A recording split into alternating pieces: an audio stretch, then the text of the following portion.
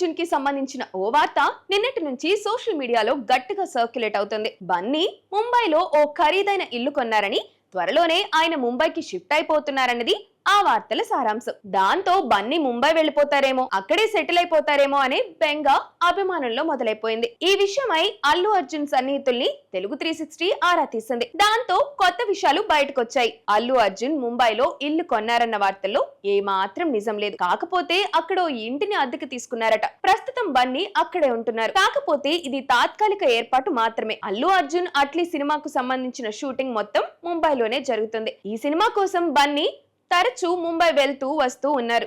అయితే ఈ మధ్య ఆయన బర్త్డే కోసం హైదరాబాద్ కి వచ్చారు. 2 రోజులుండి మళ్ళీ ముంబై వెళ్లిపోయారు. షూటింగ్ కి కాస్త గ్యాప్ వచ్చినా ఆయన హైదరాబాద్ కి రావడం, ఆ తర్వాత తిరిగి వెళ్లిపోవడం జరిగిపోతున్నాయి. ముంబై వెళ్ళినప్పుడల్లా ఆయన ఓ స్టార్ హోటల్లో ఉంటున్నారు. గత కొన్ని నెలలుగా స్టార్ హోటల్ ఆయనకు ఆవాసం అయిపోయింది. రోజుకు అక్కడ బిల్లు దాదాపు 2 లక్షలకు పైమాటనేనని టాక్. అంతంత అద్దెలు చెల్లించుకోవడం కూడా నిర్మాతకు ఇబ్బందే. పైగా ఎంత లగ్జరీ హోటల్ అయినా అన్నేసి నెలలో ఉండటం కూడా కష్టమే. కాబట్టి ఆయన తాత్కాలిక ఏర్పాటు కోసం ఓ ఇండిపెండెంట్ హౌస్ అద్దెకి తీసుకున్నారంతే. రాకా షూటింగ్ ముగిసిన తర్వాత ఆ ఇల్లు ఖాళీ చేస్తారు అంతే తప్ప బన్నీ ఇల్లు కొన్నారన్న వార్తల్లో ఎలాంటి నిజం లేదు. ప్రభాస్ కూడా అంతే. ఆయనకు ఇటలీలో ఓ ఇల్లుంది.